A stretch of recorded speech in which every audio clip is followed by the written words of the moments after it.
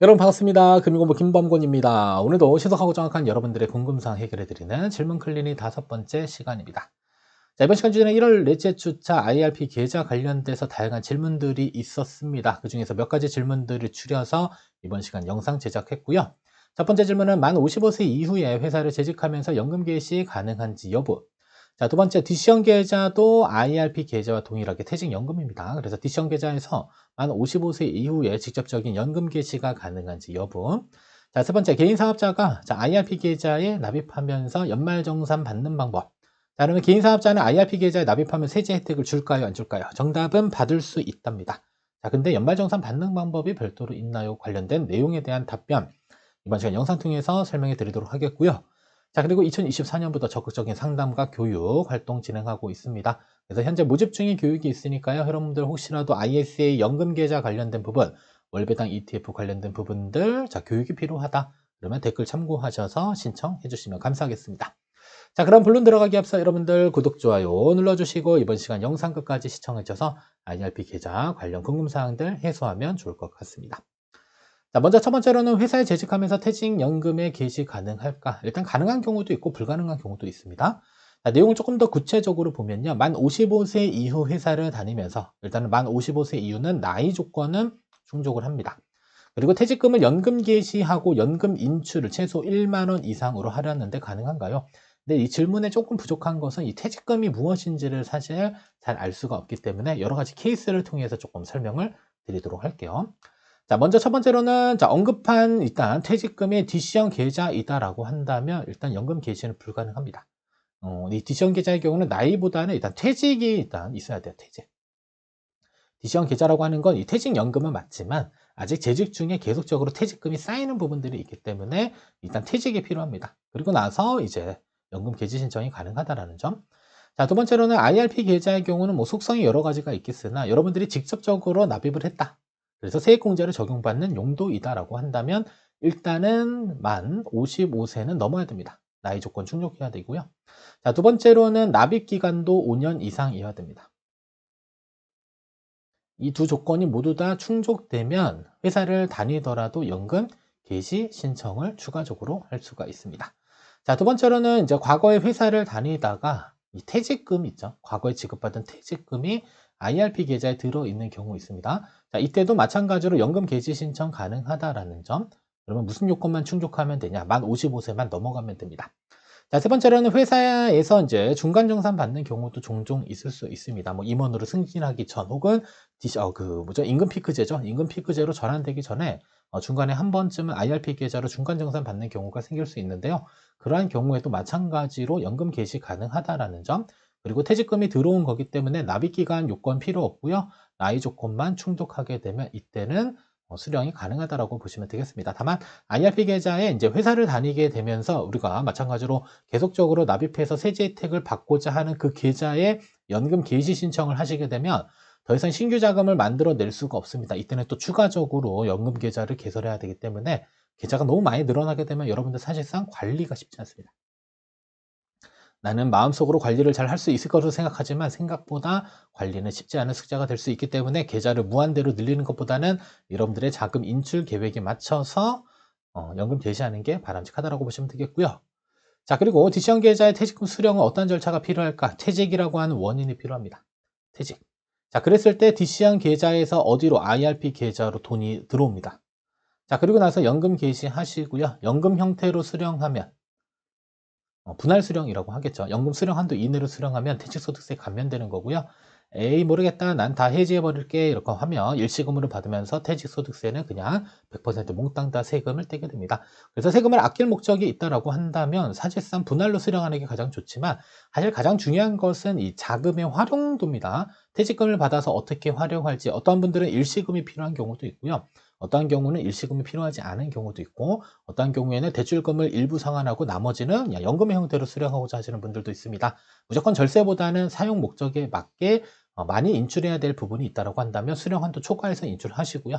그다음에 나머지 금액에 대한 부분들은 분할 수령하면서 절세 혜택을 받는 그러한 방법으로 활용을 하셔야 됩니다. 무조건 뭐 절세 효과가 중요하다라기보다는 여러분들이 돈을 사용하는 그 용도에 맞춰서 인출 계획을 세우는 게 더욱더 중요합니다.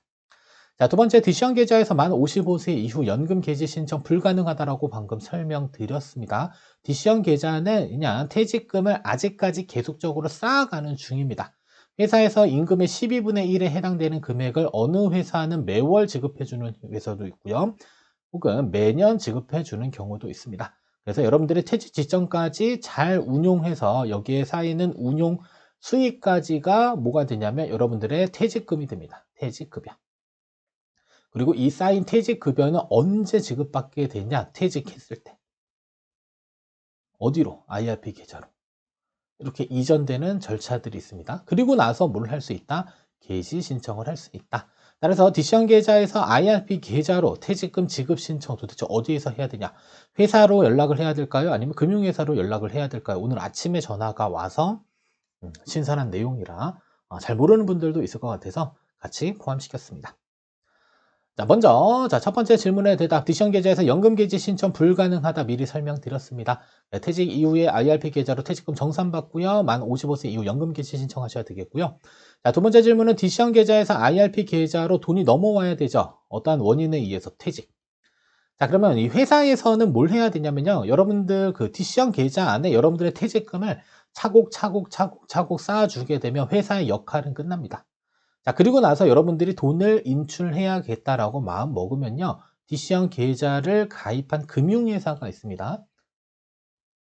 어떤 분들은 은행, 어떤 분들은 보험사, 어떤 분들은 증권사 이렇게 각각 나눠져 있습니다. 그래서 금융회사에 이제 문의를 하셔야 돼요.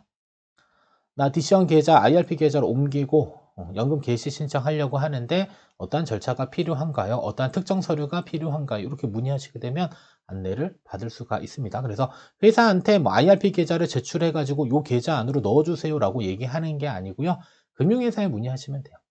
다만 일단 문의 전에 이제 여러분들이 확인해야 될 거는 디시언 계좌 안에 회사에서 여러분들의 최종적인 퇴직급여를 지급했는지 여부까지는 확인을 하셔야 됩니다. 보통 1년에 한 번 주는 회사, 매월 주는 회사 이렇게 나눠져 있기 때문에 내가 1년을 다 채우지 못한 형태에서 만약에 퇴직을 하게 되더라도 그동안에 재직기간에 대한 퇴직금은 쌓여 있기 때문에 그 금액까지도 다 받았는지 여부 확인하고 어디로 IRP 계좌로 옮겨주세요라고 누구에게 금융회사에게 신청하는 거지 회사에게 신청을 하는 게 아닙니다. 따라서 회사에서 신청하지 마시고요. 디시언 계좌 가입 금융회사에서 IRP 계좌 가입하고 신청하시게 되면 그쪽 계좌로 이전 받을 수 있는 것으로 알고 계시면 될 것 같습니다. 자, 세 번째, 개인 사업자가 IRP 계좌를 가입하고 세액공제를 받으려면 사실 이 연말정산과 관련돼서는 개인 사업자는 솔직히 뭐 그러니까 관련이 없을 수는 있습니다. 보통의 이제 연말정산 대상 개인 사업자의 경우는 연말정산을 하는 경우도 있지만 일반적인 사업을 하시는 분들이다라고 한다면 연말정산과는 관계는 없습니다. 그래서 연말정산 대상 사업자가 아니면 연말정산 할 필요는 없어요.